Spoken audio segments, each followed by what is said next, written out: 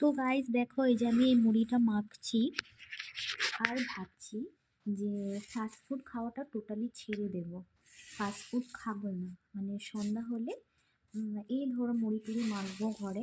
আর আরেকটা কথা কি জানো, আমি কিন্তু মুড়ি সেরকম ভাবে কোনোদিনই খেতাম না, আমার একদমই ভালো লাগতো না। কিন্তু এখন মানে কি হয়েছে যে ভালো লাগে, খারাপ লাগে না। তো সেই জন্য ভাবলাম যে না, ফাস্ট ফুডটা একটু কম করে খাই। আর বেশি ফাস্ট ফুড খাওয়াটা তো ঠিকও না শরীরের জন্য। তো দেখা যাক কতদিন অবধি না খেয়ে থাকতে পারি সেই রকম। সেই জন্য ভাবলাম যে না, ঘরে একটু এভাবে মুড়ি টুড়ি মাখবো, মেখে ওটাই খাবো। আর আমার বর দুজনেই আমরা ফাস্ট ফুড ভীষণই ভালোবাসি। যেহেতু ওরও শরীরটা এখন এতটা ভালো না, যার জন্য ও মানে ফাস্ট ফুডটা অনেকটাই কম করে দিয়েছে। তো আমি কিছু খেতে চাইলে ওরও ইচ্ছে করবে খেতে। তো সেই জন্য ঘরে এগুলি খাওয়াই ভালো।